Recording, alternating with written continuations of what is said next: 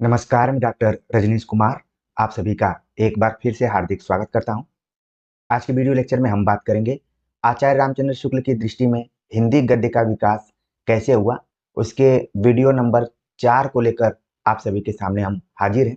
इसके पहले तक हमने बातचीत कर लिया था कि गद्य का आविर्भाव जब हो रहा था तो उसमें राजा शिव प्रसाद सितारे हिंद, राजा लक्ष्मण, फ्रेडरिक विनकाट और अहिंदी क्षेत्रों में खासतौर से पंजाब में जो नवीन चंद्र राय या फिर श्रद्धाराम फुलौरी ने अपने योगदानों को दिया, उसको हमने देख लिया।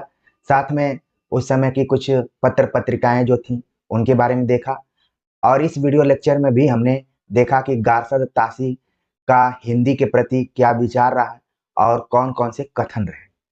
और इसी वीडियो लेक्चर में हमने ये भी देखा था कि श्रद्धाराम फुलौरी ने ये संकेत कर दिया था कि भाषा के दो ही जानकार हैं, एक काशी में है और दूसरा पंजाब में। और वो अपने अंतिम दिनों में ये बात कह रहे थे और उन्होंने कहा था कि उसमें से एक व्यक्ति आज जा रहा है और बच रहा है सिर्फ एक, और वो कौन है? तो उन्होंने बताया कि भारतेंदु हरिश्चंद्र है। यहाँ तक हमने बातचीत कर लिया था और आप देखेंगे कि आचार्य रामचंद्र शुक्ल का इतिहास ग्रंथ पढ़ते हुए आप उसको इतिहास ग्रंथ की तरह न देखें, लगेगा कि आप कोई नाटक की किताब पढ़ रहे हैं। जैसे नाटक में हर अंक में आप देखें कि अगले अंक का थोड़ा सा वहां पर सूत्र छोड़ दिया जाता है कि आगे क्या चर्चा होने वाली है। यहाँ पर भी आचार्य रामचंद्र शुक्ल ने उस सूत्र को छोड़ दिया था कि अब बात होगी भारतेंदु हरिश्चंद्र के ऊपर। तो कौन कहता है कि आचार्य रामचंद्र शुक्ल का इतिहास ग्रंथ बहुत कठिन है? ये विद्यार्थियों में भ्रम बनाया गया है ताकि कोचिंग वालों की दुकान चलती रहे। चलते हैं आगे, बात करते हैं। यहाँ पर जो टॉपिक दिया गया है कि आधुनिक गद्य साहित्य का प्रवर्तन, प्रथम उत्थान संवत 1925 से संवत 1950, प्रकरण 1 के अंतर्गत सामान्य परिचय हमें पढ़ना है। तो आचार्य रामचंद्र शुक्ल आधुनिक गद्य साहित्य परंपरा का प्रवर्तन में लिखते हैं कि भारतेंदु हरिश्चंद्र का प्रभाव भाषा और साहित्य दोनों पर बड़ा गहरा पड़ा। उन्होंने जिस प्रकार गद्य की भाषा को परिमार्जित करके उसे बहुत ही चलता, मधुर और स्वच्छ रूप दिया, उसी प्रकार हिंदी साहित्य को भी नए मार्ग पर लाकर खड़ा कर दिया। ये देखिए, यहाँ पर टर्निंग पॉइंट है। ये कथन आपकी परीक्षा के दृष्टिकोण से बहुत ही महत्वपूर्ण है। इस दृष्टि से महत्वपूर्ण है कि जब भी हम भारतेंदु के बारे में बात करते हैं तो रामचंद्र शुक्ल के अलावा एक व्यक्ति का नाम और आता है जिनका नाम है रामविलास शर्मा। इन दोनों के कथन को लेकर हम अक्सर परीक्षाओं में कंफ्यूज हो जाते हैं कि कहां पर रामचंद्र शुक्ल ने कहा है और कहां पर रामविलास शर्मा ने कहा है। जैसा कि आप जानते हैं कि रामविलास शर्मा ने कोई इतिहास ग्रंथ नहीं लिखा है, लेकिन उन्होंने अलग अलग रचनाकारों पर पुस्तकें लिखकर उस कमी को पूरा कर दिया जो कि इतिहासकारों ने किया था। उन्होंने तुलसीदास पर लिखा, उन्होंने भारतेंदु हरिश्चंद्र पर लिखा, महावीर प्रसाद द्विवेदी पर लिखा, निराला पर लिखा और प्रेमचंद पर लिखा। तो ये 4-5 बड़े जो रचनाकार हैं उनसे आप देखेंगे कि रामविलास शर्मा के भी कथन पूछे जाते रहे। तो मैं पहले ही अलर्ट कर दूं ताकि आप रामचंद्र शुक्ल के कथन को बिल्कुल ध्यान में रखें। प्रिय विद्यार्थियों, आप कोचिंग में लाखों रुपए देकर पढ़ेंगे तो भी इस बारीकी को बहुत कम कोचिंग वाले टीचर आपको बता पाएंगे, क्योंकि वो उस जगह तक उन्होंने सोचा ही नहीं है। उनको तो अपना मार्केटिंग करना है। एक बार फिर से मैं इस कथन की तरफ जाऊंगा कि आचार्य रामचंद्र शुक्ल जो कि काशी में रहा करते थे, मिर्जापुर बगल के जिले में, तो जब भी काशी के साहित्यकारों की बात आती है तो उनकी लेखनी एकदम मखमल की तरह आगे बढ़ती है। और देखिए किस तरीके से भारतेंदु हरिश्चंद्र के बारे में उन्होंने लिखा है। लिखते हैं कि भारतेंदु हरिश्चंद्र का प्रभाव भाषा और साहित्य दोनों पर बड़ा गहरा पड़ा। उन्होंने जिस प्रकार गद्य की भाषा को परिमार्जित करके उसे बहुत ही चलता, मधुर और स्वच्छ रूप दिया, उसी प्रकार हिंदी साहित्य को भी नए मार्ग पर लाकर खड़ा कर दिया। उनके भाषा संस्कार की महत्ता को सब लोगों ने मुक्त कंठ से स्वीकार किया और वे वर्तमान हिंदी गद्य के प्रवर्तक माने गए। यही थोड़ा सा दूसरे रूप में पूछ दिया जाता है कि आधुनिक काल के जन्मदाता किसे कहा जा सकता है, लेकिन यहाँ पर देखिए इस कथन को ध्यान में रखिए। शुक्ल जी लिखते हैं कि वे वर्तमान हिंदी गद्य के प्रवर्तक माने गए। तो किसके बारे में बात कही जा रही है? ये भारतेंदु हरिश्चंद्र के बारे में बात कही जा रही है। आगे भारतेंदु के साथ साथ पूर्ववर्ती जो भी गद्यकार हैं उनकी भी तुलना कर रहे हैं, और जो कि आपकी परीक्षाओं में 100% पूछे जाने की संभावना है। लिखते हैं कि मुंशी सदासुख की भाषा साधु होते हुए भी पंडिताऊपन लिए हुए थी। लल्लू लाल में ब्रज भाषापन और सदल मिश्र में पूर्वीपन था। ये देखिए कोटेशन यहाँ पर कितना महत्वपूर्ण है कि सवाल पूछा जाता है कि किस गद्यकार की भाषा पंडिताऊपन लिए हुए थी, तो थे मुंशी सदासुख। किसमें ब्रज भाषापन था, वह है लल्लू लाल, और सदल मिश्र इसमें पूर्वीपन था। तो आप अपना अगर नोट बना रहे हो तो सदा सुखलाल के सामने आप एसपी लिख सकते हैं, ठीक है। लल्लू लाल के सामने आप एलबी लिख सकते हैं, और सदल मिश्र के सामने आप एसपी। आप देख रहे हैं कि दो दो एसपी यहाँ पर। तो आप अपने मन मस्तिष्क में बैठाइए कि मुंशी सदासुख के बारे में आचार्य रामचंद्र शुक्ल ने कहा पंडिताऊपन लिए हुए। पंडिताऊपन मतलब इनकी जो भाषा थी थोड़ी सी संस्कृत निष्ठ होने के करीब थी, लेकिन लल्लू लाल उनकी भाषा में ब्रज भाषापन का पुट था। सदल मिश्र जो कि बिहार या फिर पूर्वी उत्तर प्रदेश के बॉर्डर के इलाके के थे, तो उसमें पूर्वीपन दिखाई पड़ता है। तो ये कोरिलेट करके देखिए, हमने पिछले वीडियो लेक्चर में भी इन तीनों गद्यकारों पर चर्चा की थी। सदा सुखलाल पंडिताऊपन, लल्लू लाल ब्रज भाषापन और सदल मिश्र पूर्वीपन। इन तीनों को आप एक बॉक्स बनाकर ऐसे अपने नोटबुक में जरूर ध्यान में रखिए। आगे वो लिखते हैं कि राजा शिव प्रसाद का उर्दूपन शब्दों तक ही परिमित न था, वाक्य विन्यास तक में घुसा था। राजा लक्ष्मण सिंह की भाषा विशुद्ध और मधुर तो अवश्य थी, पर आगरे की बोलचाल का पुट उसमें कम न था। यानी कि राजा शिव प्रसाद सितारे हिंद और राजा लक्ष्मण सिंह, इन दोनों के बारे में भी इसमें रामचंद्र शुक्ल ने चर्चा की है कि राजा शिव प्रसाद सितारे हिंद का क्या था, उर्दूपन उनके भाषा शैली में था। न सिर्फ शब्दों में बल्कि वाक्य विन्यासों में भी उर्दू का प्रभाव दिखाई पड़ता था। राजा लक्ष्मण की भाषा भले विशुद्ध रही हो, मधुर रही हो, लेकिन क्षेत्र विशेष का प्रभाव था। और जैसे ही मैंने लक्ष्मण सिंह का नाम लिया, आपके दिमाग में उनके पत्र का नाम आ गया होगा कि क्या नाम था और कहां से छपता था। आगे लिखते हैं कि भाषा का निखरा हुआ शिष्ट सामान्य रूप भारतेंदु की कला के साथ ही प्रकट हुआ। भारतेंदु हरिश्चंद्र ने पद्य की ब्रज भाषा का भी बहुत कुछ संस्कार किया। पुराने पड़े हुए शब्दों को हटाकर काव्य भाषा में भी वे बहुत कुछ चलतापन और सफाई लाए। यहां से सवाल पूछा जा सकता है जो कि रामचंद्र शुक्ल और रामविलास शर्मा में कंफ्यूजन पैदा हो सकता है, लेकिन यहाँ पर ध्यान में रखिए कि ये बात आचार्य रामचंद्र शुक्ल कह रहे हैं कि भारतेंदु हरिश्चंद्र ने पद्य की ब्रज भाषा का भी बहुत कुछ संस्कार किया। पुराने पड़े हुए शब्दों को हटाकर काव्य भाषा में भी वे बहुत कुछ चलतापन और सफाई लाए। आगे लिखते हैं कि इससे भी बड़ा काम उन्होंने यह किया कि साहित्य को नवीन मार्ग दिखाया और वे शिक्षित जनता के साहचर्य में ले आए। प्रिय विद्यार्थियों, अभी हाल ही में एमपीपीएससी का जो एग्जाम हुआ था 2024 में, यही हुबहू पंक्ति यहाँ पर उठाई गई थी, और हमने बताया था कि वहां पर मार्ग को थोड़ा सा गलत लिख दिया गया था प्रश्न में, लेकिन यहाँ पर देखिए यही सवाल सीधे सीधे उठा लिया गया था कि साहित्य को कैसा मार्ग दिखाया, नवीन मार्ग दिखाया, और वे शिक्षित जनता के साहचर्य में ले आए। इस कथन को देखिए, यहां से तोड़कर आपको देखना है कि किसका कथन हो सकता है। आगे लिखते हैं कि नई शिक्षा के प्रभाव से लोगों की विचारधारा बदल चली थी। उनके मन में देश हित, समाज हित आदि की नई उमंगें उत्पन्न हो रही थी। काल की गति के साथ साथ उनके भाव और विचार तो बहुत आगे बढ़ गए थे, पर साहित्य पीछे ही पड़ा था।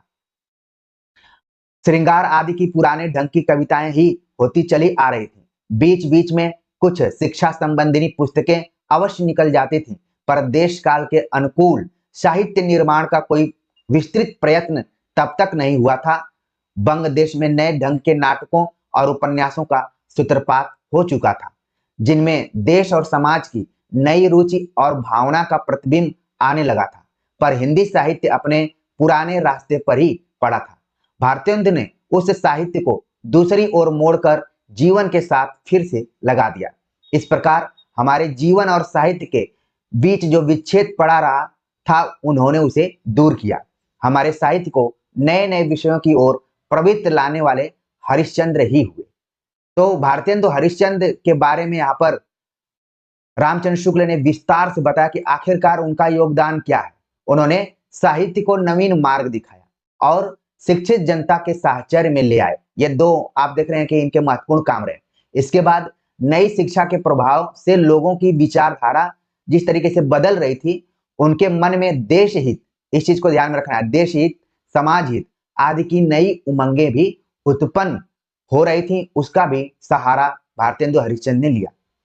सब चीजें थी, लेकिन कविता हम देखें तो जो रीतिकाल की प्रवृत्ति चली आ रही थी वो भी भारतेंदु के समय में थी। बहुत ज्यादा कुछ उसमें बदलाव नहीं था, लेकिन गद्य विधा में परिवर्तन हो रहा था।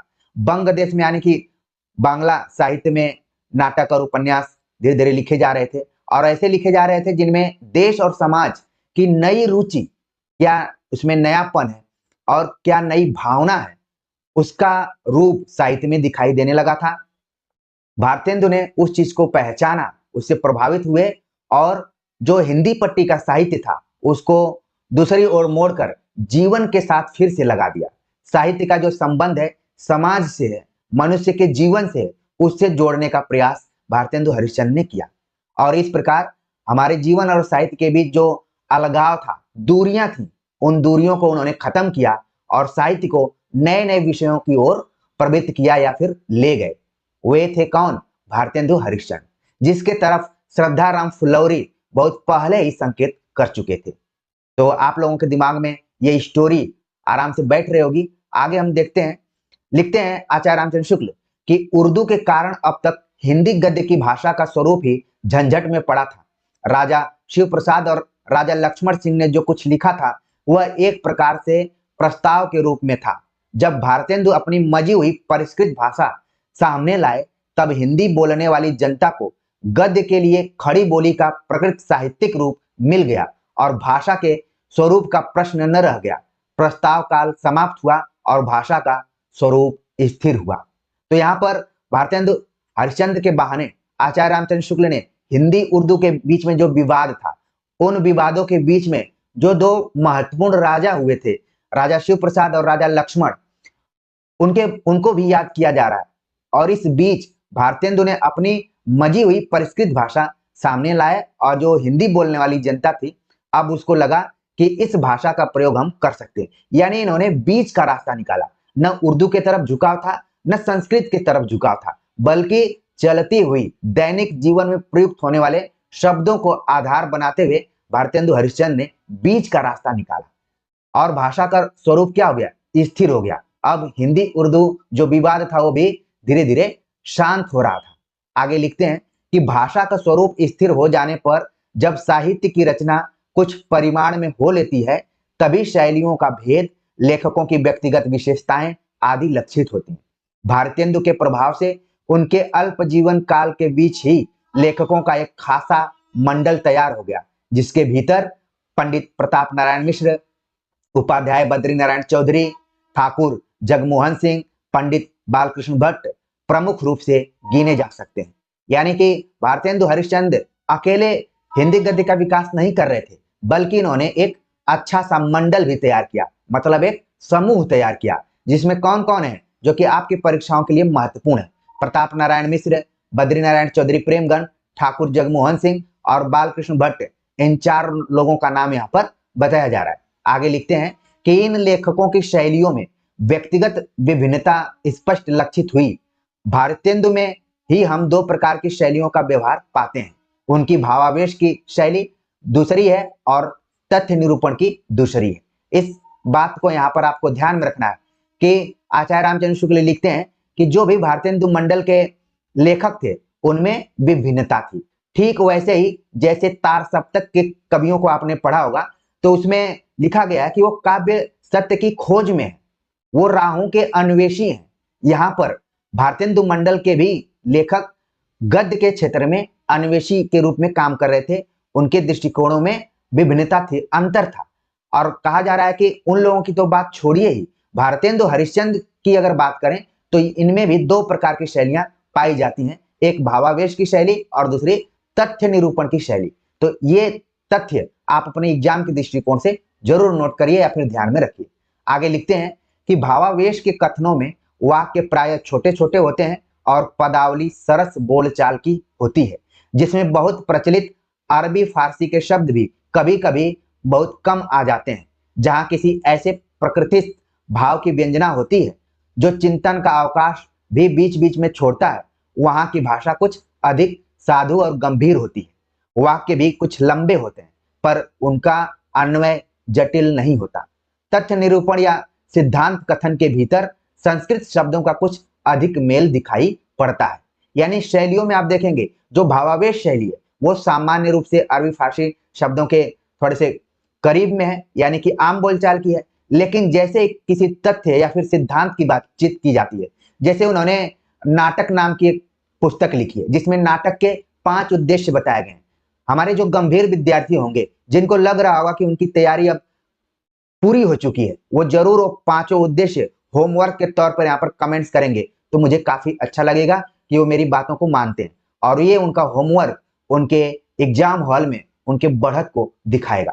तो देखिए, कहा जा रहा है कि जब भी भारतेंदु हरिश्चंद्र तथ्य निरूपक या फिर सिद्धांत कथन पर आधारित कोई बात कहते हैं तो उसमें संस्कृत निष्ठ शब्दावलियों का प्रयोग दिखाई पड़ता है। आगे लिखते हैं शुक्ल जी कि एक बात विशेष रूप से ध्यान देने की है, वस्तु वर्णन या दृश्य वर्णन में विषयानुकूल मधुर या कठोर वर्ण वाले संस्कृत शब्दों की योजनाओं की जो प्राय समस्त और सानुप्रास होती है, चाल सी चली आई है। भारतेंदु में यह प्रवृत्ति हम सामान्यतः नहीं पाते हैं। आगे लिखते हैं कि प्रताप नारायण मिश्र की अगर बात करें तो प्रताप नारायण मिश्र की प्रकृति विनोदशील थी। आगे हम अभी भारतेंदु मंडल पर जब विस्तार से बात करेंगे तो वहां पर आप देखेंगे कि प्रताप नारायण मिश्र के बारे में और कुछ बातें रामचंद्र शुक्ल ने लिखी है। लेकिन यहाँ पर शुरुआत में आपको ध्यान में रखना है कि भारतेंदु हरिश्चंद्र तो जैसे थे वैसे थे ही, जिसकी चर्चा श्रद्धाराम फुलौरी ने पहले ही कर दी है। लेकिन यहाँ पर प्रताप नारायण मिश्र के बारे में बताया जा रहा है कि वो विनोदशील प्रकृति के थे, यानी कि हास्य व्यंग करने में माहिर थे। अतः उनकी भाषा बहुत ही स्वच्छंद गति से बोलचाल की चपलता और भावभंगी लिए रहती है। हास्य विनोद की उमंग में वह कभी कभी मर्यादा का अतिक्रमण करती है, पूर्वी कहावतों और मुहावरों की बौछार भी छोड़ती चलती है। तो देखिए, प्रताप नारायण मिश्र के बारे में ये एक संक्षिप्त कथन यहाँ पर है जो कि आपको ध्यान में रखना है कि प्रताप नारायण मिश्र विनोदशील थे, उनकी भाषा स्वच्छंद और बोलचाल की थी, हास्य विनोद की उमंग उसमें दिखाई पड़ती थी और कभी कभी मर्यादा का अतिक्रमण भी हो जाता था और कई बार कहावतों और मुहावरों का भी प्रयोग किया जाता था। जैसे आप देखेंगे, अगर आप लोक से जुड़े होंगे, ठीक है, तो वहां पर ज्यादातर लोग अपनी बातों को कहावतों और मुहावरों में कहते हैं। जैसे अगर कोई आप काम नहीं कर पा रहे हैं, उसमें दोष निकाल रहे हैं, तो लोग बोलते हैं कि नाच ना आवे आंगन टेढ़ा, यानी आप काम नहीं कर पा रहे हैं तो कह रहे हैं कि ये आंगन टेढ़ा इसलिए मैं डांस नहीं कर पा रहा हूं। तो प्रताप नारायण मिश्र जो कि विनोदशील प्रवृत्ति के थे, विनोदशील वही व्यक्ति हो सकता है जो लोक को अपने जीवन में समा लेता, ठीक है, तभी वो ठीक से व्यंग कर पाएगा और चोट भी करेगा। तो प्रताप नारायण मिश्र कुछ इसी तरीके के थे, वो कहावतों और मुहावरों के लिए जाने जाते थे। अब बात आती है उपाध्याय बद्रीनारायण राय चौधरी प्रेमघन की के लेखों में गद्य काव्य के पुराने ढंग की झलक, रंगीन इमारत की चमक दमक बहुत कुछ मिलती है। बहुत से वाक्य खंडों की लड़ियों से गुथे हुए उनके वाक्य अत्यंत लंबे होते थे, इतने लंबे कि उनका अन्वय कठिन होता था। पद विन्यास में तथा कहीं कहीं वाक्यों के बीच विराम स्थलों पर भी अनुप्रास देख इंशा और लल्लू लाल का स्मरण होता है। इस दृष्टि से देखें तो प्रेम घन में पुरानी परंपरा का निर्वाह अधिक दिखाई पड़ता है। यानी कि बद्रीनारायण चौधरी प्रेम घन जो है वो अभी जो रीतिकालीन काव्य परंपरा चली आ रही थी या फिर जो शैलियां आ रही थी उनसे अभी मुक्त नहीं हुए थे, इसलिए उनके यहाँ पर बताया जा रहे हैं कि जो वाक्य पुराने ढंग के हैं, रंगीन इमारत यानी चमक दमक ज्यादा है उसमें, वाक्य भी लंबे लंबे हैं, ठीक है, विराम स्थल पता ही नहीं है कि कहां पर फुल स्टॉप है कहां पर कॉमा है, अनुप्रास ज्यादातर प्रयुक्त किया गया है जिसमें इंशा और लल्लू लाल की तुलना कर दी गई यहाँ पर।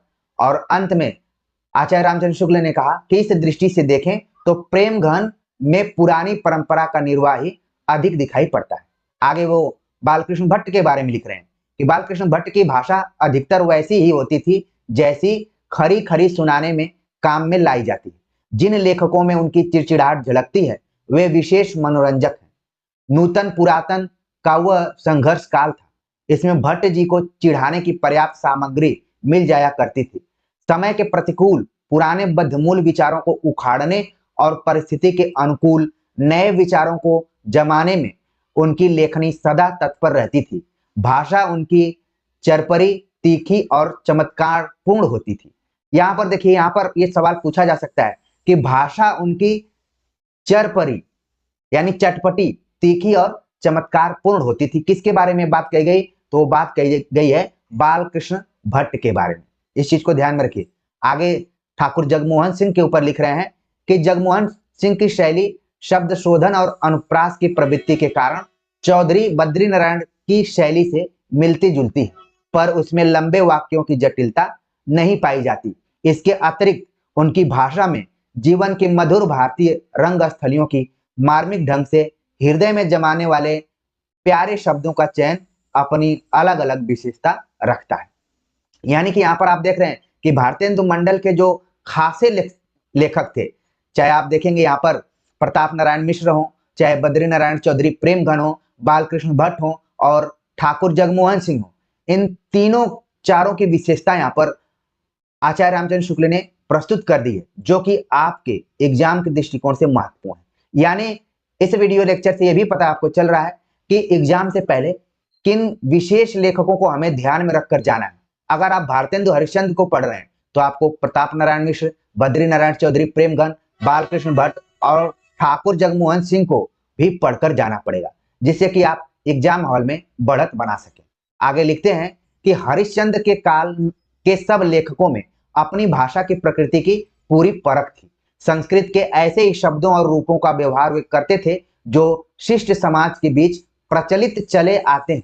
यानी कि इन्होंने जिन भी संस्कृत शब्दों का प्रयोग किया वो राजा लक्ष्मण सिंह की तरह नहीं किया, बल्कि ऐसे शब्दों का प्रयोग किया जो कि शिष्ट समाज में, जो उस समय के भद्र जन थे, पढ़े लिखे लोग थे, जो शब्दों का प्रयोग करते थे, उन्हीं शब्दों का प्रयोग ये लोग भी अपने साहित्य में कर रहे थे।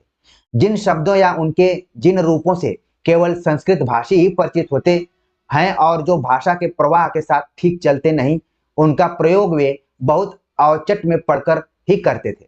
उनकी लिखावट में न उड्डीयमान और अवसाद ऐसे शब्द मिलते हैं, न औदार्य, शैकर्य और मौखर्य ऐसे रूप। तो यहाँ पर आप देख रहे हैं कि कुछ शब्दों का उन्होंने उदाहरण दिया कि उड्डीयमान, जिसको लेके आपको ढूंढना पड़े। जैसे आपने एक मंत्रालय देखा होगा, उड्डयन मंत्रालय करके, जहां पर हवाई जहाज से रिलेटेड है। अगर आप संस्कृत निष्ठ हिंदी को देखना चाहते हैं तो एक बार आप जो भी अभी नया कैबिनेट बना हुआ है मंत्रिमंडल का, कि किसको किसको क्या मंत्री पद मिला हुआ है, आप देखेंगे उसमें तो आप माथा पकड़ लेंगे कि किस तरीके की हिंदी का प्रयोग किया गया है। वो हिंदी जो कि आम बोलचाल की हिंदी नहीं है, वो समय समय पर ही चुनाव के समय में ही जब मंत्रालय बढ़ता है तभी उस हिंदी का प्रयोग किया जाता है। हालांकि अनुवाद के समय में उस हिंदी का काफी रोल होता है। यानी कि आप जब ट्रांसलेशन में एडमिशन लेने जाते हैं तो वही हिंदी और अंग्रेजी आपके काम में आती है। तो कहने का मतलब यहाँ पर यह है कि भारतेंदु हरिश्चंद्र का मूल्यांकन करते हुए या फिर उनके जो भी समकालीन लेखक थे उनका मूल्यांकन करते हुए आचार्य रामचंद्र शुक्ल लिख रहे हैं कि वो लोग आम बोलचाल की भाषा का ही प्रयोग करने का प्रयास करते थे, भले ही वो संस्कृत के शब्द क्यों न हो। आगे लिखते हैं कि भारतेंदु के समय में ही देश के कोने कोने में हिंदी लेखक तैयार हुए जो उनके निधन के उपरांत भी बराबर साहित्य सेवा में लगे रहे। अपने अपने विशेष क्षेत्र के अनुकूल रूप हिंदी को देने में सबका हाथ रहा। धर्म संबंधी विषयों पर लिखने वालों जैसे पंडित अंबिका दत्त व्यास ने शास्त्रीय विषयों को व्यक्त करने में, संवाद पत्रों में राजनीतिक बातों को सफाई के साथ सामने रखने में हिंदी को लगाया। सारांश यह है कि उस काल में हिंदी का शुद्ध साहित्योपयोगी रूप ही नहीं, व्यवहारोपयोगी रूप भी निखरा। ये देखिए कथन बहुत ही इंपॉर्टेंट है, आपके लिए पूछा जा सकता है कि उस काल में हिंदी का शुद्ध साहित्योपयोगी रूप ही नहीं, व्यवहारिक उपयोगी रूप भी निखरा। तो सवाल पूछा जा सकता है कि ये किस काल की बात की जा रही है, भारतेंदु काल की या फिर द्विवेदी काल की? क्योंकि जैसा कि आप जानते हैं कि महावीर प्रसाद द्विवेदी ने ही हिंदी को या फिर गद्य को व्याकरण के अनुरूप बनाया, न सिर्फ गद्य को बल्कि पद्य को भी, सरस्वती पत्रिका का संपादन करते हुए। लेकिन यहाँ पर यह कथन तो आपके लिए कंफ्यूजन पैदा कर ही सकता है कि किस काल की बात की जा रही है, कि हिंदी का शुद्ध साहित्योपयोगी रूप ही नहीं, व्यवहारोपयोगी रूप भी निखरा। किस काल की बात की जा रही है? तो काल है भारतेंदु काल। इस चीज को आप नोट कर लीजिए। जो विद्यार्थी अभी तक विश्वास करके यहाँ जुड़े होंगे वो निश्चित तौर पर इसको नोट कर लिए होंगे, और जब एग्जाम हॉल में एक प्रश्न के तौर पर तथ्य आएगा तो वो खिल उठेंगे, प्रसन्न हो जाएंगे कि हमने एक सच्चे शिक्षक से पढ़ा है। आगे लिखते हैं आचार्य रामचंद्र शुक्ल कि यहां तक तो भाषा और शैली की बात हुई, अब लेखकों की दृष्टि क्षेत्र और उनका मानसिक अवस्थान लीजिए। हरिश्चंद्र तथा उनके समसामयिक लेखकों में जो एक सामान्य गुण लक्षित होता है, सजीव या जिंदा दिली। भारतेंदु काल में आप देखेंगे कि शैली के दृष्टिकोण से तो अलग अलग लोगों ने लिखा, लेकिन एक सामान्य गुण यहाँ पर बताया जा रहा है कि वो लेखक ऐसे थे जो हमेशा अपने जीवन में सजीवता बनाकर रखते थे, जिंदा दिली व्यवहार करते थे, कभी निराश होते नहीं थे, हताश नहीं होते थे, अपने में सजीवता रखते थे और व्यंग का सहारा लेते हुए एक दूसरे पर छींटाकशी भी करते थे। तो यहाँ पर देखिए ये सवाल पूछा जा सकता है कि भारतेंदु हरिश्चंद्र के समकालीन लेखकों में एक कौन सा खास गुण है जो कि उनको जोड़ता है? वो है सजीव या जिंदा दिल। लिखते हैं कि सब में हास्य या विनोद की मात्रा थोड़ी या बहुत पाई जाती है। राजा शिव प्रसाद या राजा लक्ष्मण भाषा पर अधिकार रखने वाले पर झंझटों से दबे हुए स्थिर प्रकृति के लेखक थे। ये देखिए यहाँ पर कोटेशन है, ये परीक्षाओं में पूछा जा चुका है, इस चीज को आप ध्यान में रखिए। पूछा जा सकता है आगे भी कि राजा शिव प्रसाद या राजा लक्ष्मण सिंह भाषा पर अधिकार रखने वाले पर झंझटों से दबे हुए स्थिर प्रकृति के लेखक थे। उनमें वह चपलता, स्वच्छंदता और उमंग नहीं पाई जाती जो हरिश्चंद्र मंडल के लेखकों में पाई जाती है। शिक्षित समाज में संचरित भावों को भारतेंदु के सहयोगियों ने बड़े अनुरंजनकारी रूप में ग्रहण किया है। ये पूरा पैराग्राफ आप देख रहे हैं कि आपकी परीक्षा के दृष्टिकोण से बहुत ही महत्वपूर्ण है। यहाँ पर भारतेंदु के समकालीन लेखकों की बात की जा रही है और जो पूर्ववर्ती साहित्यकार रहे हैं जिन्होंने हिंदी गद्य के विकास में योगदान दिया है, उनसे भी तुलना की जा रही है। आगे लिखते हैं कि सबसे बड़ी बात स्मरण रखने की यह है कि उन पुराने लेखकों के हृदय का मार्मिक संबंध भारतीय जीवन के विविध रूपों के साथ साथ पूरा पूरा बना था। भिन्न भिन्न ऋतुओं में पड़ने वाले त्योहार उनके मन में उमंग उठाते, परंपरा से चले आते हुए आमोद प्रमोद के मेले उनमें कुतूहल जगाते और प्रफुल्लता लाते थे। ये कहां से उनके अंदर सजीव और जिंदा दिली भाव उत्पन्न हुआ? कारण ये था कि ये साहित्यकार भारतीय जीवन से जुड़े हुए थे, जो भारतीय जीवन के विविध रूप हैं उनसे जुड़े हुए थे। चाहे वो ऋतु की बात की जाए, चाहे त्योहार की बात की जाए, चाहे परंपरा से कोई चीज आ रही है उसकी बात की जाए, मेले की बात की जाए, सभी को वो अपने साहित्य के केंद्र में रखते थे। और लिखते हैं कि आजकल के समान उनका जीवन देश के सामान्य जीवन से विच्छिन्न न था। विदेशी अंधड़ों ने उनकी आंखों में उतनी धूल नहीं झोंकी थी कि अपने देश का रूप रंग उन्हें सुझाई ही न पड़ता। काल की गति वे देखते थे, सुधार के मार्ग भी उन्हें सूझते थे, पर पश्चिम की एक एक बात के अभिनय को ही वे उन्नति का पर्याय नहीं समझते थे। कितनी बड़ी बात कही जा रही है कि वो भारतीय जीवन से अपने को जोड़ कर देखते थे, और ऐसा नहीं है कि जिस तरीके से उनका जीवन देश के सामान्य जीवन से ऐसा नहीं कि अलग था, बल्कि जुड़ा हुआ था। विदेशी अंधड़ों ने उनकी आंखों में उतनी झूल वो नहीं झोंक पाए थे, वो भी सुधार के मार्ग भी उन्हें सूझते थे। पश्चिम की एक एक अभिनय यानी जो दिखावटीपन था उसी को लेकर वो उन्नति नहीं मानते थे। उनका ये कहना था कि पश्चिम का जो पैरामीटर है वो अलग है, हमारे देश का जो पैरामीटर है वो अलग है। आजकल आपने देखा होगा कि कई बार कहा जाता है कि हमें विश्वविद्यालयों को ग्लोबल यूनिवर्सिटीज बनाना है, वो भी पश्चिम के तर्ज पर। कहा जाता है कि यूरोप में फला विश्वविद्यालय ऐसा है तो भारत में भी होना चाहिए, लेकिन हमें यह ध्यान रखना चाहिए कि यूरोप और भारत की जो स्थिति है, परिस्थिति है, वो दोनों अलग अलग है। इसलिए अपने हिसाब से उन्नति का मार्ग चुनना चाहिए। ये बात उस जमाने में भारतेंदु हरिश्चंद्र के जो भी समकालीन लेखक थे भारतेंदु युग के, वो भी अच्छे से समझते थे। वो अभिनय को उन्नति नहीं मानते थे। प्रिय विद्यार्थियों, आपने देखा होगा कि मैं कम्युनिटी सेक्शन में कई बार लाइव क्लास को लेकर बोलता हूँ। ऐसा नहीं कि मैं लाइव क्लास का विरोधी हूँ, लेकिन कई बार लगता है कि यहाँ पर विद्यार्थियों को अभिनय के माध्यम से छला जा रहा है। उस छलना से आप सभी को मैं बचाने की कोशिश करता हूं। वो उन्नति नहीं है। आप 10 प्रैक्टिस सेट कर लेंगे, घुमा फिरा कर उसी में 2-4 क्वेश्चन आपको एग्जाम में मिल जाएंगे, लेकिन जो ये सब्जेक्टिव आप तैयारी कर रहे हैं, इसका तो कोई तोड़ नहीं है। आगे बात करते हैं। लिखते हैं भारतेंदु हरिश्चंद्र कि प्राचीन और नवीन के संधि स्थल पर खड़े होकर वे दोनों का जोड़ इस प्रकार मिलाना चाहते थे कि नवीन प्राचीन का प्रवर्धित रूप प्रतीत हो, न कि उस पर लपेटी हुई वस्तु। ये बहुत बड़ी बात कही जा रही है। आपने निबंध पढ़ा होगा, रूढ़ि और मौलिकता, ठीक है। परंपरा, इलियट के बारे में भी पढ़ा होगा, आज्ञे के बारे में भी पढ़ा होगा, ठीक है। रूढ़ि और मौलिकता, रूढ़ि और परंपरा, यहां पर बात कही जा रही है। बहुत ही मोस्ट इंपॉर्टेंट ये कोटेशन है रामचंद्र शुक्ल का, कि वो लिखते हैं कि जो भारतेंदु योगीन लेखक थे वो प्राचीन और नवीन के संधि स्थल पर जुड़े हुए थे। एक तरफ प्राचीन है और दूसरे तरफ नवीन का उत्पन्न हो रहा है, वो यहां पर जुड़े हुए हैं, ठीक है।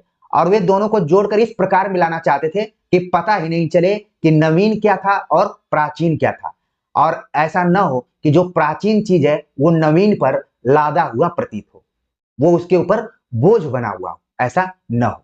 आगे लिखते हैं, जो कि बहुत ही मोस्ट इंपॉर्टेंट कथन है। आपको लगेगा कि मैं इतना जोर क्यों दे रहा हूं, आपने कई बार इस कोटेशन को एग्जाम में देखा होगा। लिखते हैं कि विलक्षण बात यह है कि आधुनिक गद्य साहित्य की परंपरा का प्रवर्तन नाटकों से हुआ।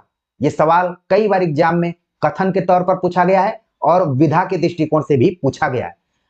यानी कि यह कथन किसका हो गया? आचार्य रामचंद्र शुक्ल। आचार्य रामचंद्र शुक्ल ने किस विधा को ध्यान में रखते हुए बात कही कि विलक्षण बात यह है कि आधुनिक गद्य साहित्य की परंपरा का प्रवर्तन नाटकों से हुआ, तो नाटक विधा है, ठीक है। तो इस लाइन को आप पहले भी जानते होंगे और देख लिए कि इस लाइन को भारतेंदु हरिश्चंद्र का मूल्यांकन करते हुए आचार्य रामचंद्र शुक्ल ने किस प्रकरण में कहा है। जैसा कि हमने बताया कि उसका नाम क्या है, गद्य का प्रवर्तन, आधुनिक काल प्रकरण 1, गद्य का प्रवर्तन। यह सवाल पूछा जा सकता है कि विलक्षण बात यह है कि आधुनिक गद्य साहित्य की परंपरा का प्रवर्तन रामचंद्र शुक्ल ने कहा है, वो किस प्रकरण में कहा है, तो हमारे विद्यार्थी तुरंत बता देंगे। आगे लिखते हैं कि भारतेंदु के पहले नाटक के नाम से जो 2-4 ग्रंथ ब्रज भाषा में लिखे गए थे, उनमें महाराज विश्वनाथ सिंह के आनंद रघुनंदन नाटक को छोड़ और किसी में नाटक तत्व न था। यानी आपको ध्यान रखना है कि भारतेंदु हरिश्चंद्र के पहले भी नाटक लिखने का प्रयास किया गया था, लेकिन उसकी भाषा क्या थी? ब्रज भाषा थी। और जिसमें एक नाटक का भी उल्लेख यहां पर किया गया है कि उसमें नाटक के तत्व दिखाई पड़ते हैं, जो कि आनंद रघुनंदन नाटक है विश्वनाथ सिंह का। लिखते हैं आगे कि हरिश्चंद्र ने सबसे पहले विद्या सुंदर नाटक का बंगला से सुंदर हिंदी में अनुवाद करके संवत 1925 में प्रकाशित किया। तो यहां पर बताया जा रहा है कि भारतेंदु हरिश्चंद्र ने अनुवाद लिखने की जो कोशिश की भी, तो वो नाटक लिखने की कोशिश की भी तो अनुवाद के माध्यम से। उन्होंने विद्या सुंदर का अनुवाद किया, जो कि बांग्ला भाषा में था, उसका हिंदी में अनुवाद किया। अनुवाद कब किया? संवत 1925 में। -57 घटा देंगे तो ईस्वी आपको मिल जाएगा। आगे लिखते हैं कि उसके पहले वे प्रवास नाटक लिख रहे थे, पर वह पूरा न हुआ। उन्होंने आगे चलकर भी अधिकतर नाटक ही लिखे। पंडित प्रताप नारायण और बद्री नारायण चौधरी ने भी उन्हीं का अनुसरण किया है। यहाँ पर देखिए, भुलवाने के लिए एग्जाम में एक सवाल पूछा जा सकता है कि प्रवास नाटक लिखने का प्रयास किसने किया था, जो कि अधूरा है, तो हमारे विद्यार्थी तुरंत बता देंगे कि बाबू हरिश्चंद्र ने। आगे लिखते हैं कि खेद के साथ कहना पड़ता है कि भारतेंदु के समय में धूम से चली हुई नाटकों की वह परंपरा आगे चलकर बहुत शिथिल पड़ गई। यानी कि भारतेंदु युग में जो भी नाटक लिखने की एक परंपरा तेजी से विकसित हुई, आगे चलकर उसमें थोड़ी सी कमी आई, फिर उसकी गति कमजोर हुई। लिखते हैं कि रामकृष्ण वर्मा बंग भाषा के नाटकों का, जैसे वीर नारी पद्मावती, कृष्णा कुमारी, अनुवाद करके नाटकों का सिलसिला को चलाते रहे। तो यहाँ पर रामकृष्ण वर्मा का नाम आप ध्यान में रखिए। राम कुमार वर्मा का तो ध्यान रहता है, लेकिन रामकृष्ण वर्मा ने भी भारतेंदु के बाद कुछ नाटक लिखने का प्रयास वो करते रहे, जिसमें वीर नारी पद्मावती, कृष्णा कुमारी, यानी विषय वस्तु आप देख रहे हैं कि सब पुराना ही है। आगे लिख रहे हैं कि इस उदासीनता का कारण उपन्यासों की ओर दिन दिन बढ़ती हुई रुचि के अतिरिक्त अभिनयशालाओं का अभाव भी कहा जा सकता है। ये बड़ा कारण यहाँ पर आचार्य रामचंद्र शुक्ल बता रहे हैं कि आखिरकार नाटक क्यों कम लिखे जाने लगे, कारण यह था कि जो साहित्यकार थे वो अब धीरे धीरे उपन्यासों के तरफ मुड़ गए। लगातार उसमें लोगों की रुचि बढ़ती रही और नाटक लोग इसलिए नहीं लिख रहे थे कि कोई ऑडिटोरियम नहीं था, कोई प्ले ग्राउंड नहीं था, कोई ओपन थिएटर नहीं था। अगर आप जेएनयू के विद्यार्थी हैं तो वहां पर 2-3 ओपन थिएटर है और एक तो अच्छा सा इंडोर थिएटर भी बनाया गया जहां पर साप्ताहिक नाटक हुआ करते हैं। अभी वर्तमान में हो रहे हैं कि नहीं, लेकिन हम जब वहां के विद्यार्थी थे तो होते थे। तो अभिनय शालाओं का भी क्या था, अभाव था। अभिनय द्वारा नाटकों की ओर रुचि बढ़ती है और उनका अच्छा प्रसार होता है। नाटक दृश्य काव्य, उनका बहुत कुछ आकर्षण अभिनय पर अवलंबित रहता है। उस समय नाटक खेलने वाली जो व्यवसायिक पारसी कंपनियां थी वे उर्दू छोड़ हिंदी नाटक खेलने को तैयार न थी। ऐसी दशा में नाटकों की ओर हिंदी प्रेमियों का उत्साह कैसे रह सकता था?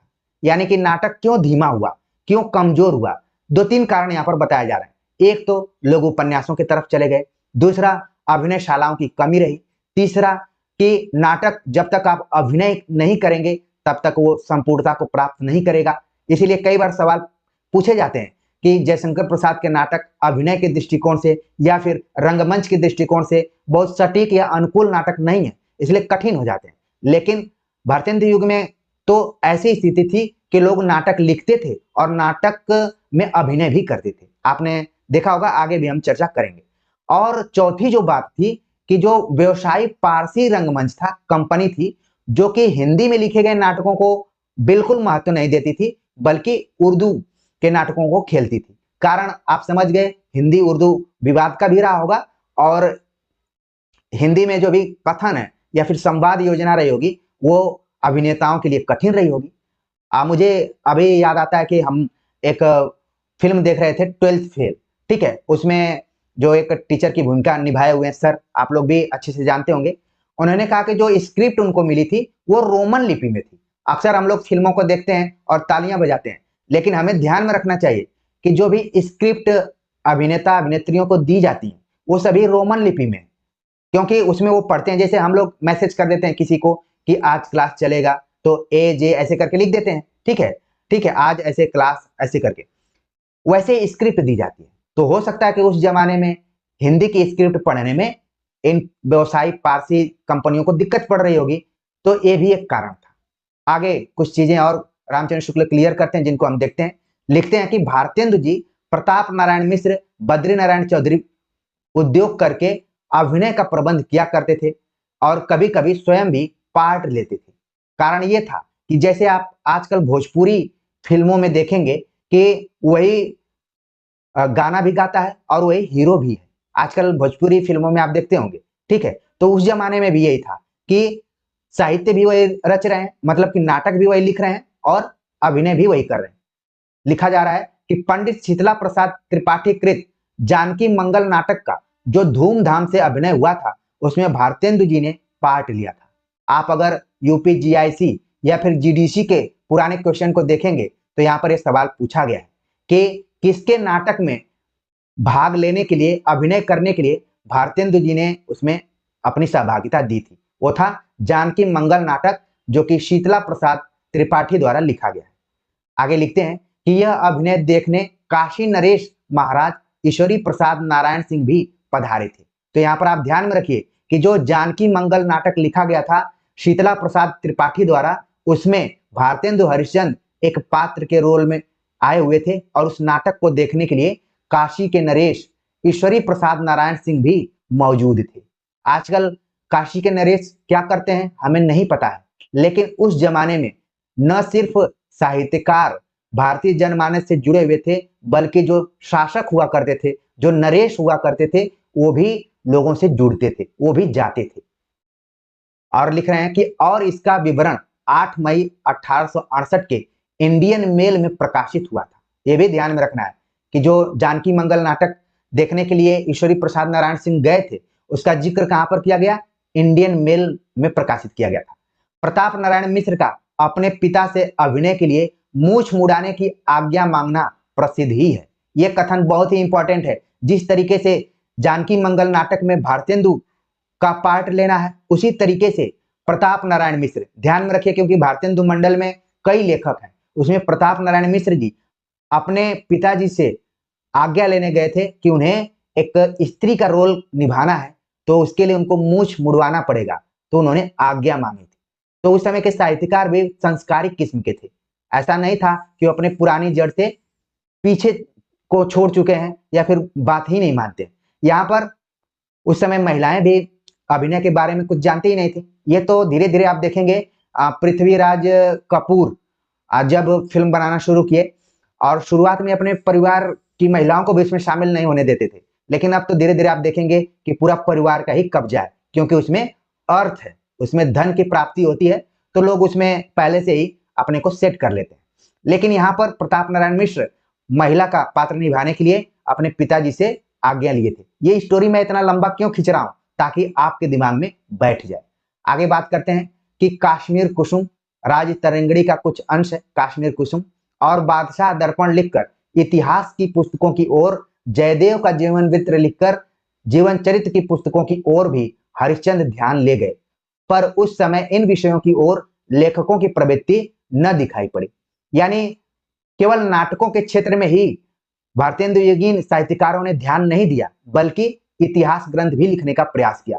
उसमें कश्मीर कुसुम और बादशाह दर्पण जैसी पुस्तकें भारतेंदु ने लिखी, साथ में जयदेव की जीवन चरित्र को भी लिखा गया, लेकिन बहुत ज्यादा यहाँ पर रुचि नहीं दिखाई पड़ती।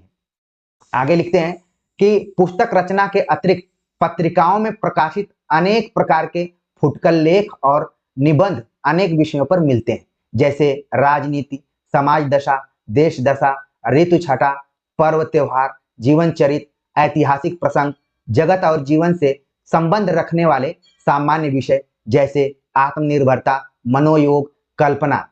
ये सभी विषय उस जमाने में पत्र पत्रिकाओं में लिखे जा रहे थे। लेखों और निबंधों की अनेक रूपता को देखते हुए उनका वर्गीकरण किया जा सकता है।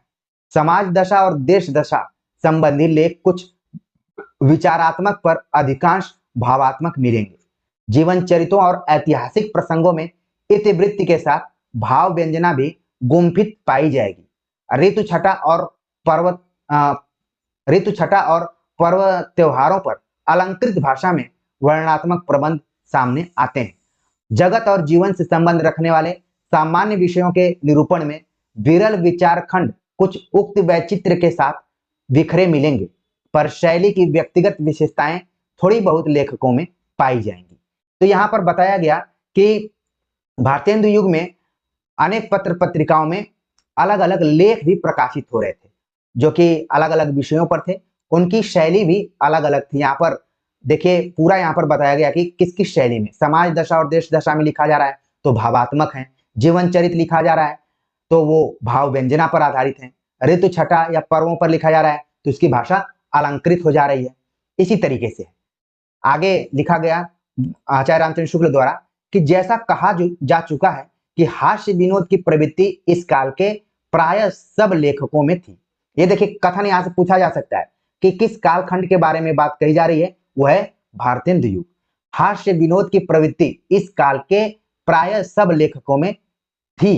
प्राचीन और नवीन के संघर्ष के कारण उन्हें हास्य के अवलंबन दोनों पक्षों में मिलते थे। कई बार सवाल पूछा जाता है कि भारतेंदु युग के जो भी गद्यकार थे वो हंसमुख गद्य लिखते थे, ये भी सवाल पूछा जाता है, तो इस चीज को भी आप ध्यान में रख सकते हैं। और बताया गया कि जो ये हास्य का अवलंबन आधार मिल रहा है वो प्राचीन और नवीन के संघर्ष के कारण मिल रहा है। आगे लिखते हैं शुक्ल जी कि जिस प्रकार बात बात में बाप दादों की दुहाई देने वाले, धर्म के आडंबर की आड़ में दुराचार छिपाने वाले पुराने खसूट उनके विनोद के लक्ष्य थे, उसी प्रकार पश्चिमी चाल ढाल की ओर मुंह के बल गिरने वाले फैशन के गुलाम भी। यानी इन्होंने किसको किसको अपने केंद्र में रखा। एक तो केंद्र में रखा कि जो बात बात में अपने बाप दादों की दुहाई दे रहे हैं, जो धर्म के आडंबरों की आड़ में दुराचार कर रहे हैं, दिखा रहे हैं कुछ और कर रहे हैं कुछ, और जो पश्चिम के चाल ढाल को फैशन के रूप में कर रहे हैं उन पे भी व्यंग उन्होंने किया हुआ है। आगे लिखते हैं कि नाटकों और निबंधों की ओर विशेष झुकाव रहने पर भी बंग भाषा की देखा देखी नए ढंग के उपन्यास की ओर भी ध्यान जा चुका था। अंग्रेजी ढंग का पहला मौलिक उपन्यास पहले पहल हिंदी में लाला श्रीनिवास दास का परीक्षा गुरु ही निकला था। ये देखिए कथन कितना इंपॉर्टेंट है, जो कि न जाने कितनी बार परीक्षाओं में पूछा जा चुका है कि अंग्रेजी ढंग का मौलिक उपन्यास पहले पहल हिंदी में लाला श्रीनिवास दास का परीक्षा गुरु है। और जैसा कि आप जानते हैं कि यूजीसी नेट में परीक्षा गुरु आपके सिलेबस में लगा हुआ है।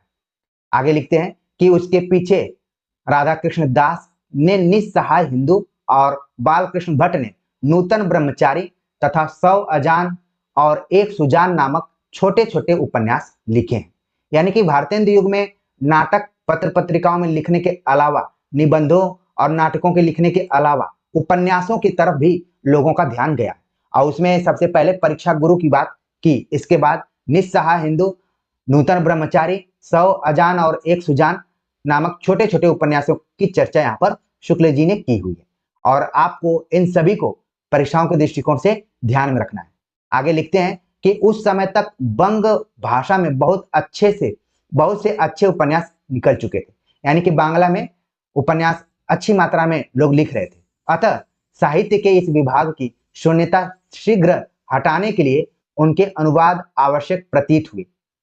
हरिश्चंद्र ने ही अपने पिछले जीवन में बंग भाषा के एक उपन्यास के अनुवाद में हाथ लगाया पर पूरा न कर सके, पर उनके समय में ही प्रताप नारायण मिश्र और राधा चरण गोस्वामी ने कई उपन्यासों के अनुवाद किए।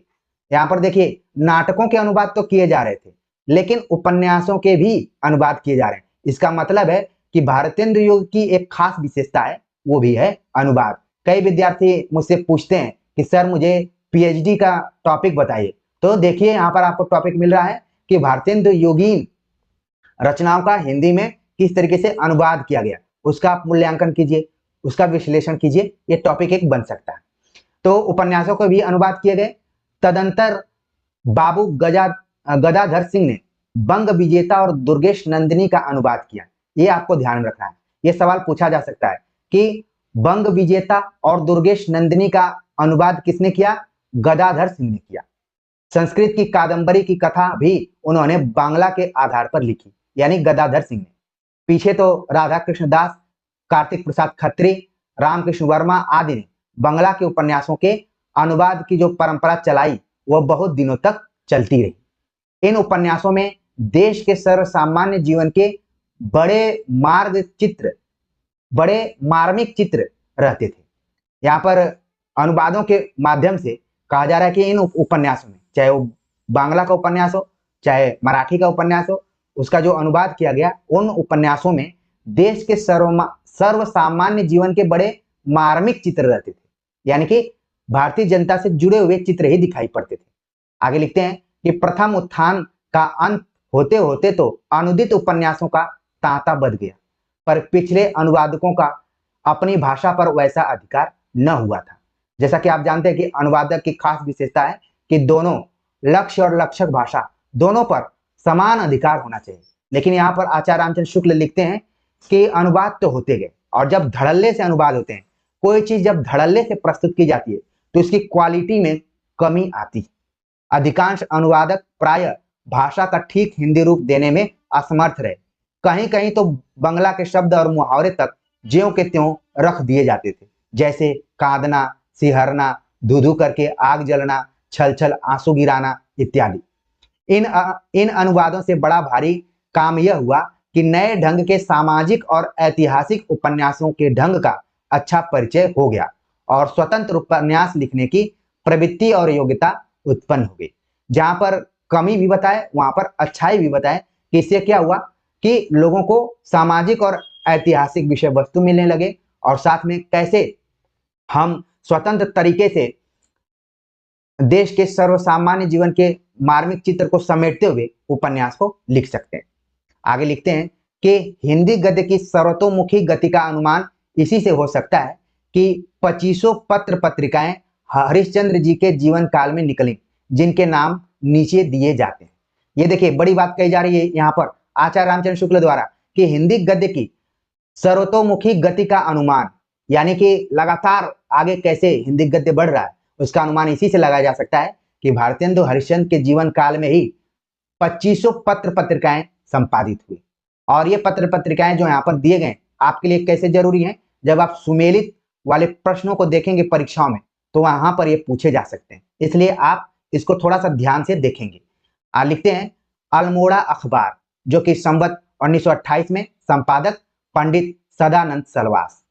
हिंदी दीप्त प्रकाश, कलकत्ता 1929, कार्तिक प्रसाद खत्री। बिहार बंधु, ये हो गया संवत 1929, केशवराम भट्ट।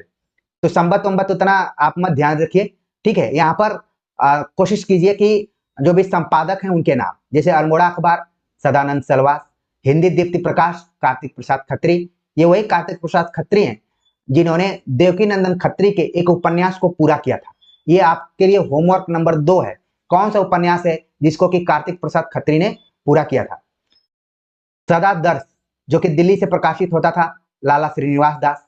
काशी पत्रिका, बलदेव प्रसाद बीए, शिक्षा संबंधी मासिक पत्र। भारत बंधु, तोताराम, अलीगढ़। कई बार पूछा जा चुका है ये, यूपी टीजीटी पीजीटी के एग्जाम में देखेंगे तो ये खूब पूछा गया है। साथ में भारत मित्र, कलकत्ता से, रुद्रदत्त, ये भी खूब पूछा जाता है। दोनों को इंपॉर्टेंट करके नोट कर लीजिए। मित्र विलास, लाहौर से, कन्हैया लाल। हिंदी प्रदीप, बालकृष्ण भट्ट मासिक था, जो कि प्रयाग से। आर्य दर्पण, शाहजहांपुर से, जिसके संपादक थे बख्तवार सिंह, बख्तावर सिंह, ठीक है, बख्तावर सिंह, आर्य दर्पण। सार सुधा निधि, कलकत्ता से, सदानंद मिश्र। उचित वक्ता, कलकत्ता से, दुर्गा प्रसाद मिश्र। सज्जन कीर्ति सुधार, सज्जन कीर्ति सुधाकर, उदयपुर से निकलता था, वंशीधर। और आपने एक सुधाकर पत्रिका का भी नाम आपने सुना होगा, जो इसके पहले वीडियो लेक्चर में हमने बताया हुआ था, जो कि काशी से निकलता था, ठीक है। तो सज्जन कीर्ति सुधाकर उदयपुर से निकलता था, वंशीधर। भारत सुदशा प्रवर्तक, फर्रुखाबाद से पत्र निकलता था, गणेश प्रसाद। आनंद कादम्बिनी, मिर्जापुर से, बद्रीनारायण चौधरी प्रेमगन मासिक। देश हितैषी, अजमेर से निकलता था, दिनकर प्रकाश, लखनऊ से। धर्म दिवाकर, कलकत्ता से, देवी सहाय इसका संपादन करते थे। दिनकर प्रकाश का रामदास वर्मा करते थे। प्रयाग समाचार, जिसके संपादक थे देवकी नंदन त्रिपाठी। ब्राह्मण, प्रताप नारायण मिश्र, जो कि कानपुर से।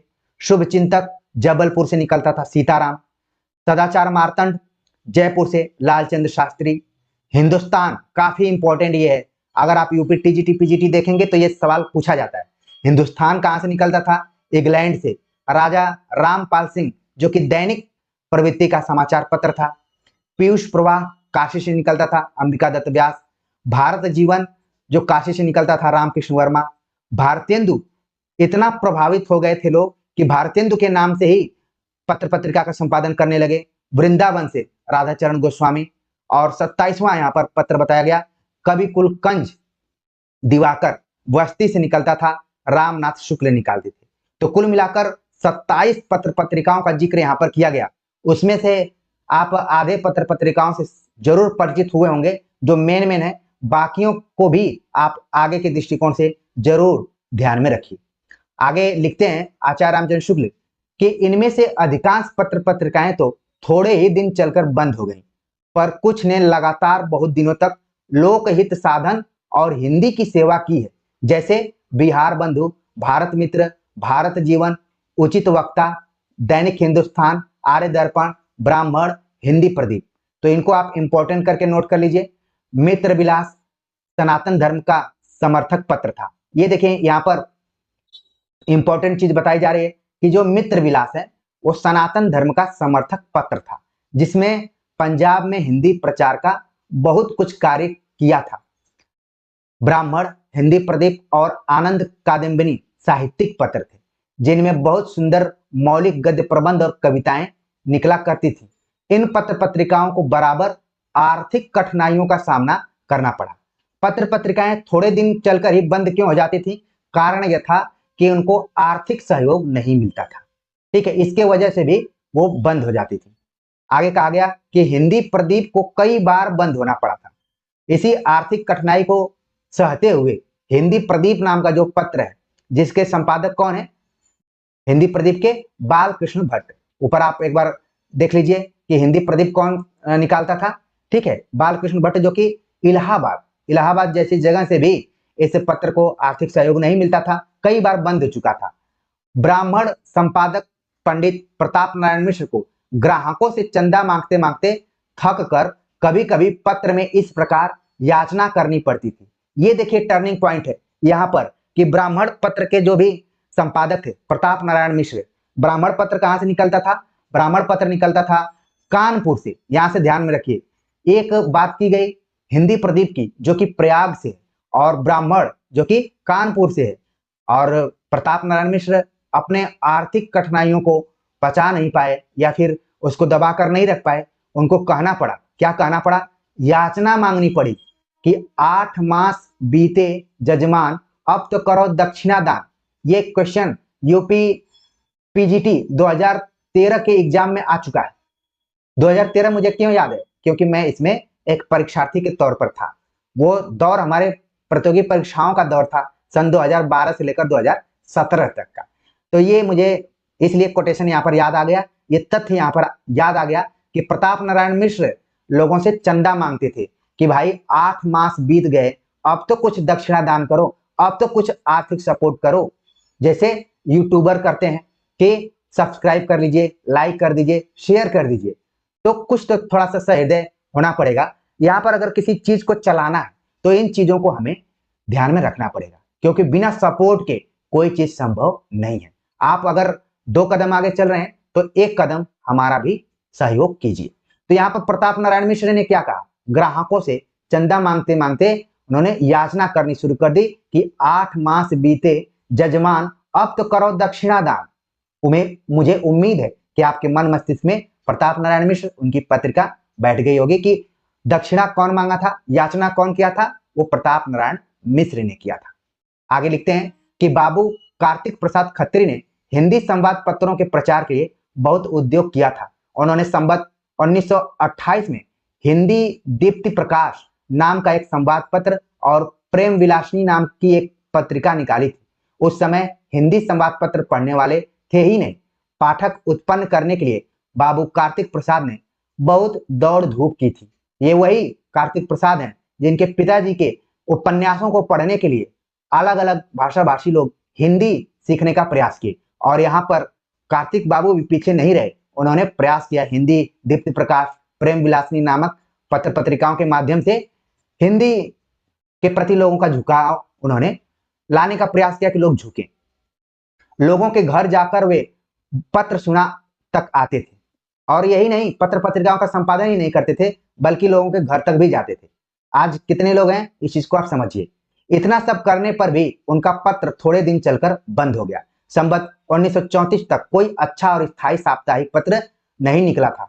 अतः संवत 1934 में पंडित दुर्गा प्रसाद मिश्र, पंडित छोटूलाल मिश्र, पंडित सदानंद मिश्र, ऐसे लग रहा है कि मैं किसी तबला वादक का नाम यहाँ पर ले रहा हूँ, पंडित दुर्गा प्रसाद मिश्र, पंडित छोटूलाल मिश्र, पंडित सदानंद मिश्र और बाबू जगन्नाथ प्रसाद खन्ना के उद्योग से कलकत्ते में भारत मित्र कमेटी बनी, और भारत मित्र पत्र बड़े धूमधाम से निकला, जो बहुत दिनों तक हिंदी संवाद पत्रों में एक ऊंचा स्थान ग्रहण किए रहा।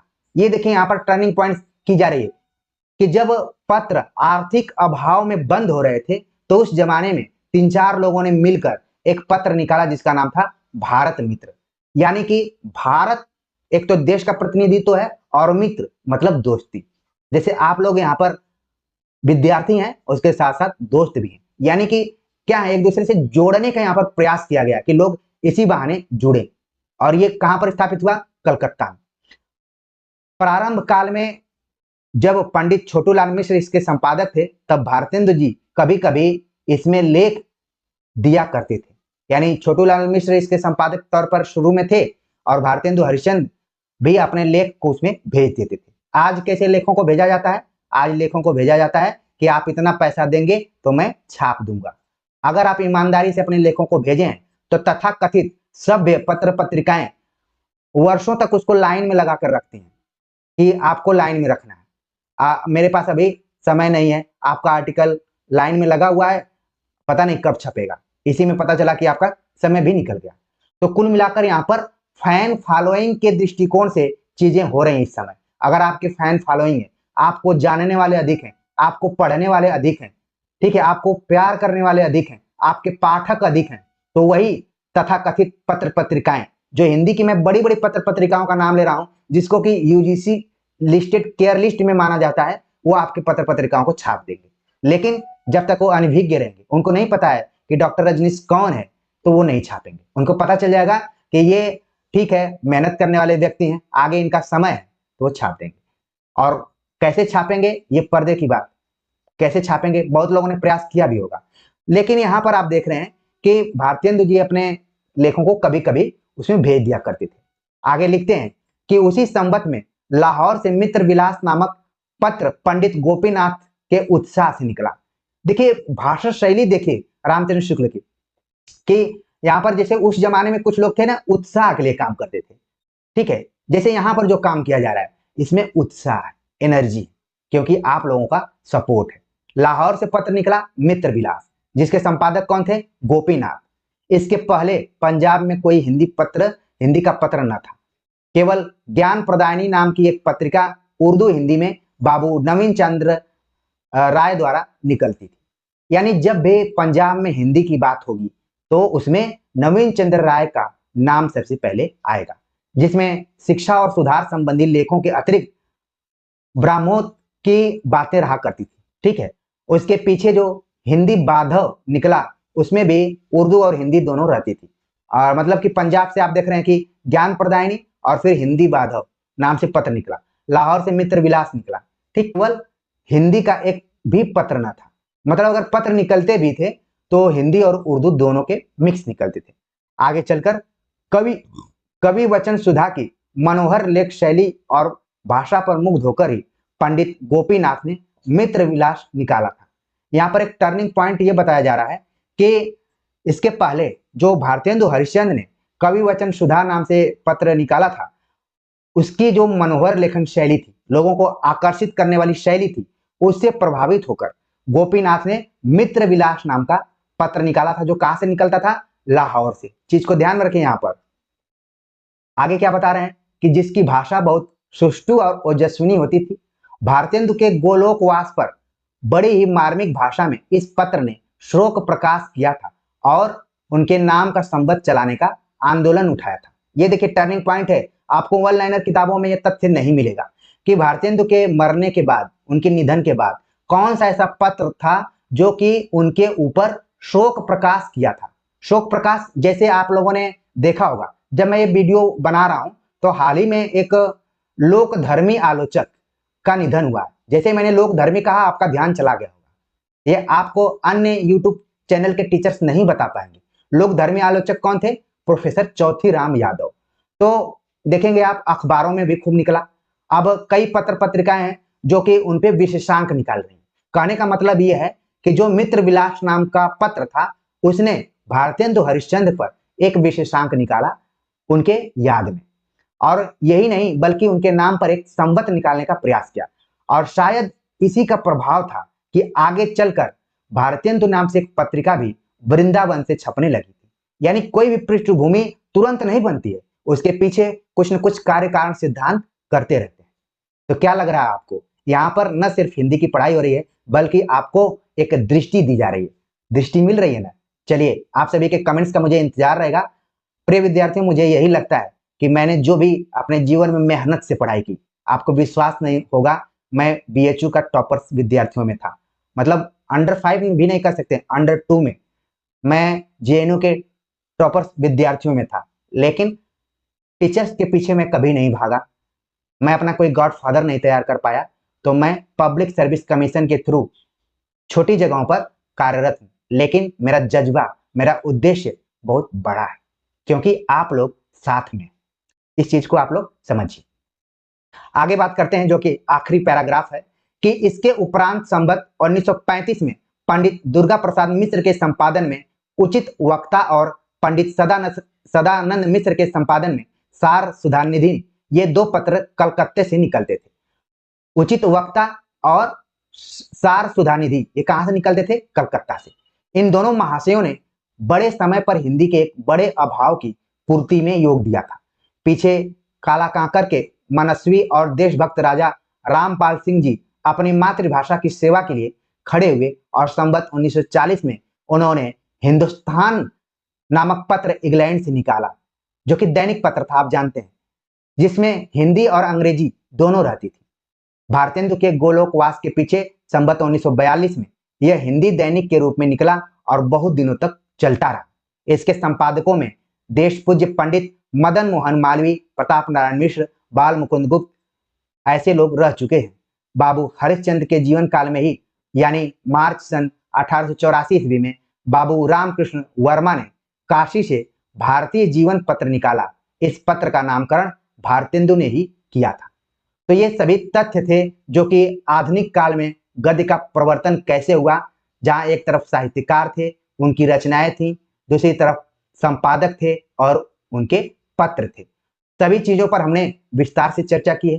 उम्मीद है कि आप सभी को ये सभी चर्चा कहानी के तौर पर मन मस्तिष्क में बैठ गई होगी और कहीं न कहीं हर एक वीडियो एक दूसरे से लिंक करते हुए आप आगे बढ़ रहे होंगे। जैसा कि मैंने आप सभी से पहले ही कहा था कि आप आचार्य रामचंद्र शुक्ल का हिंदी साहित्य का इतिहास ग्रंथ पढ़ेंगे तो उसमें ज्यादातर काव्य खंड को ही रखा गया है। लगभग 100 पेज के आसपास में आपको गद्य मिलेगा और ये गद्य आप ऐसा देखेंगे कि हर एग्जाम में 8-10 क्वेश्चन इस यहाँ से पूछे ही जाते हैं, वो भी कठिन कठिन प्रश्न रहते हैं। तो हमने सोचा कि आप मॉक टेस्ट तो अपने हिसाब से करते रहेंगे, चैनल पर भी उपलब्ध है और अन्य जगहों से भी आप उसका लाभ उठाएंगे। लेकिन आगे के लिए आप किस तरीके से हिंदी गद्य का विकास हुआ है उसको समझ जाएंगे। आगे उत्तर प्रदेश में ढेर सारे एग्जाम होने वाले हैं, साथ में राजस्थान में भी होने वाले हैं और भी कई नवोदय केंद्रीय विद्यालय के भी एग्जाम होने वाले हैं डीएससीसीबी के, तो इसमें भी आपके काम में आएंगे। तो हमारा ये प्रयास आप सभी को कैसा लग रहा है, आप सभी के कमेंट्स का मुझे इंतजार रहेगा। मिलते हैं एक नए टॉपिक के साथ, तब तक के लिए नमस्कार।